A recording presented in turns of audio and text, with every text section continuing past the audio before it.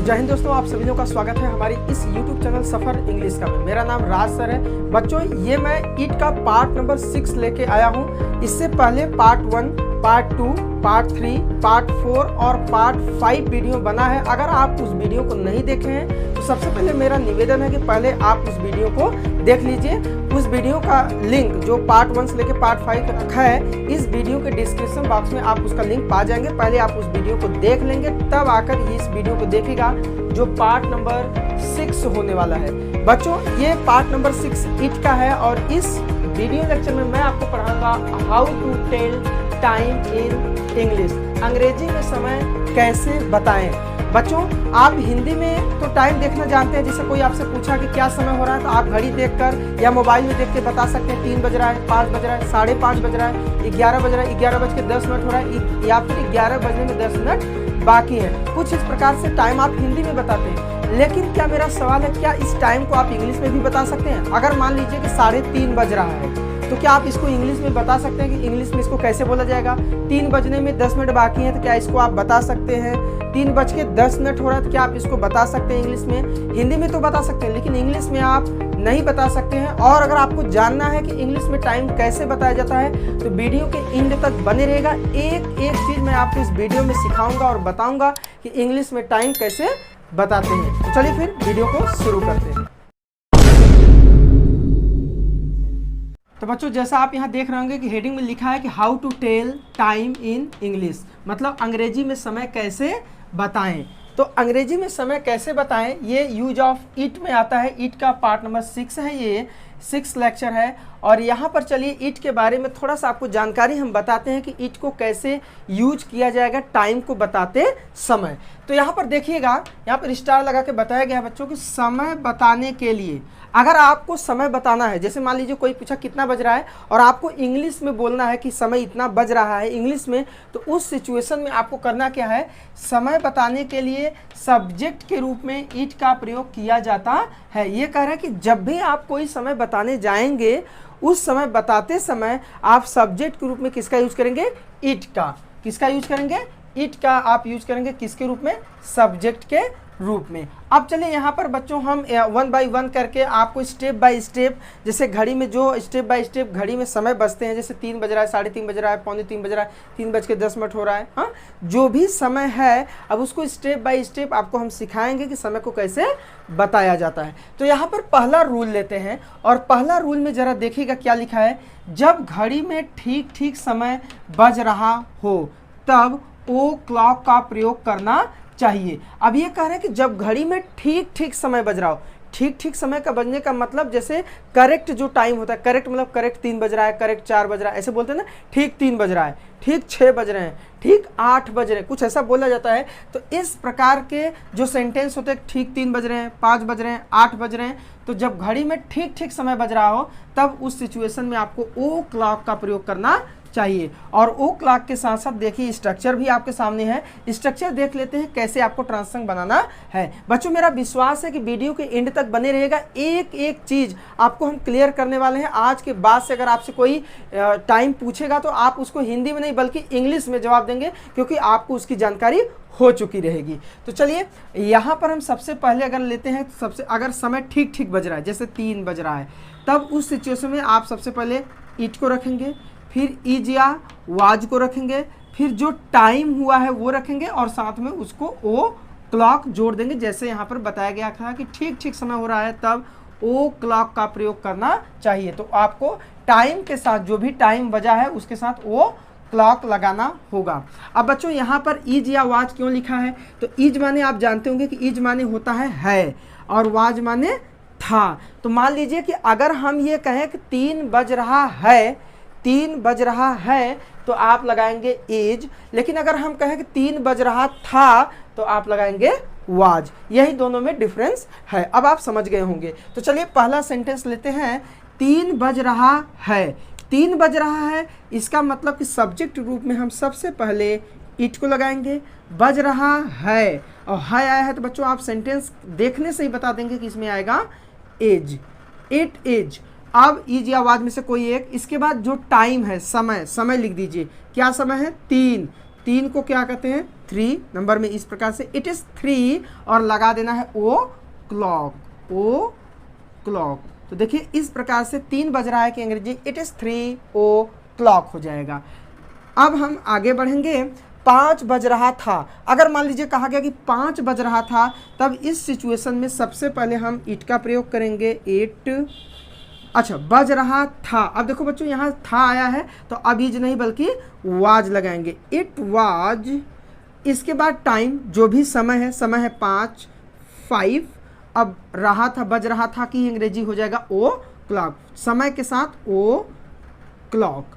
बच्चों हम आपको एक चीज़ और बता दें कि यहाँ पर देखिए जो बज रहा था रही थी, आप टेंस में इसको ना समझिएगा कि इस प्रकार से, लेकिन टाइम बताते समय ऐसे सेंटेंस का इसी प्रकार से ट्रांसलेशन किया जाता है कि इट वाज 5 o'clock, 5 बज रहा था। और एक आपको चीज़ हम और आपको बता दें बच्चों कि 3 बज रहा है या 3 बजा है, ऐसे भी बजा है या बज रहा है वही मतलब है, 5 बज रहा था या 5 बजा था वही मतलब है। ठीक उसी प्रकार जैसे यहाँ लिखा है 9 नहीं बजा है, 9 नहीं बजा है या 9 नहीं बज रहा था या 9 नहीं बज रहा है। अगर ऐसा बोला जाए तो आपको कंफ्यूज नहीं होना है, चाहे बोला जाए 9 नहीं बजा है या 9 नहीं बज रहा है, दोनों का मतलब एक ही है, ट्रांसलेशन सेम तरीके से बनेगा। लेकिन बच्चों यहाँ पर आप देख रहे होंगे कि नहीं शब्द का प्रयोग किया गया है, तो नहीं शब्द आया है तो आप घबराना नहीं है, नहीं शब्द की अंग्रेजी नॉट होगा और नॉट का प्रयोग आपको हम बता दें इज या वाज के तुरंत बाद प्रयोग किया जाएगा अगर सेंटेंस निगेटिव है तब। तो अगर मान लीजिए सेंटेंस निगेटिव है, 9 नहीं बजा है, तो हम लगाएंगे 8। फिलहाल में पहले आप ऐसे समझिए 9 बजा है, 9 बजा है, अब यही निगेटिव हो गया तो इज या आवाज के बाद नॉट का प्रयोग कर देंगे, तो 9 नहीं बजा है, तो इट इज। अब चूंकि निगेटिव है, नहीं का प्रयोग हुआ है तो आप यहाँ नॉट लगा देंगे, पहले इट फिर इज इसके बाद नॉट। अब जो टाइम है उस टाइम को लिख दीजिए 9 और फिर इसके साथ लगा दीजिए ओ क्लॉक। देखिए इस प्रकार से ये सेंटेंस बनके तैयार हो गया। अगर घड़ी में ठीक ठीक समय बज रहा है तो आपको उस समय के साथ ओ क्लॉक का प्रयोग करना होगा। अब चलिए रूल नंबर 2 की तरफ चलते हैं। जब घड़ी में सवा बजा हो, जैसे कहते हैं 3:15 बजा है, 4:15 बजा है, 6:15 बजा, ऐसे बोला जाता है टाइम।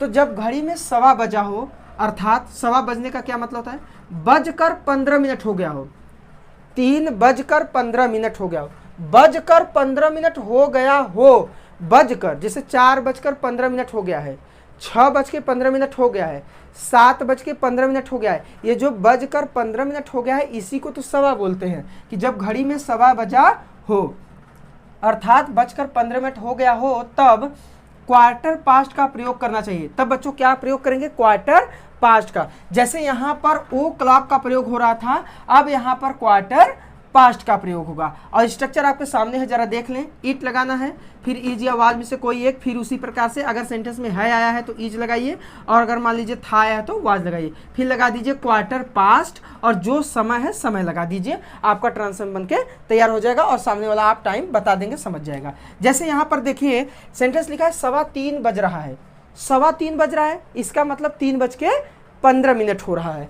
तो 3:15 बज रहा है, तो इसके लिए सब्जेक्ट के रूप में सबसे पहले हमें लगाना होगा इट।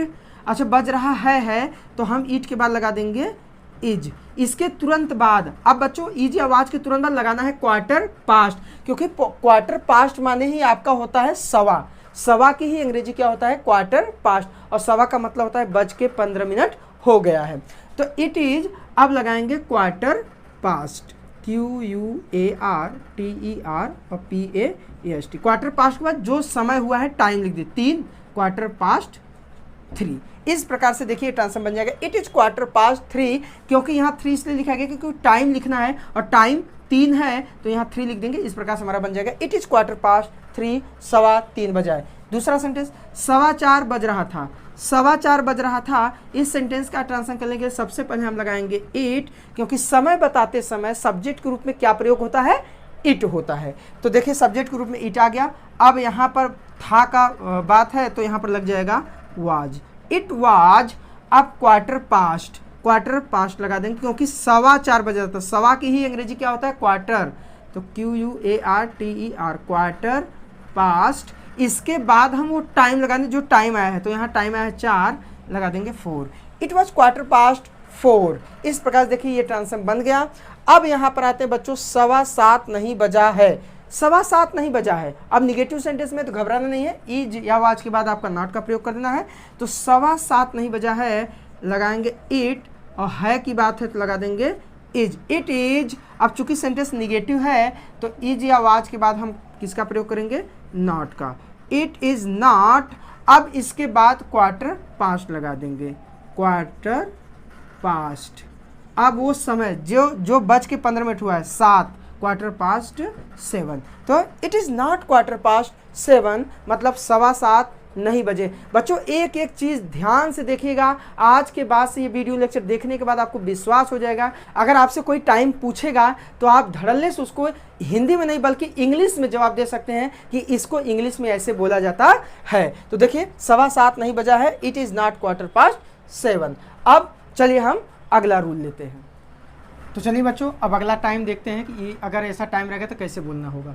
यदि 7:30 बज रहा हो, अर्थात 7:30 बजने का क्या मतलब है, 7:30 बज रहा हो अर्थात बजकर 30 मिनट हो गया है, तब हाफ पास्ट का प्रयोग करना चाहिए। कह रहे बच्चों यदि 7:30 बज रहा हो, 7:30 बजने का मतलब 3:30 बज रहा हो, 4:30 बज रहा हो, 5:30 बज रहा हो। देखिए यहाँ पर एग्जाम्पल भी दिया गया है, लेकिन स्ट्रक्चर में कह रहे हैं कि हाफ पास्ट का आपको प्रयोग करना होगा, क्योंकि हाफ पास्ट माने ही होता है 7:30 अर्थात बज के 30 मिनट हो गया है। तो सबसे पहले आप रखेंगे इट, फिर लगेंगे इज या वाज में से कोई एक, फिर हाफ पास्ट, फिर जो टाइम हुआ है वो रख देंगे।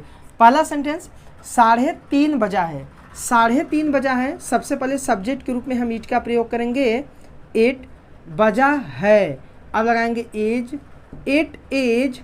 अब हाफ पास्ट लिखेंगे, हाफ पास्ट, क्योंकि इज या वाज के बाद हाफ पास्ट, फिर जो टाइम हुआ है, टाइम 3, हाफ पास्ट 3।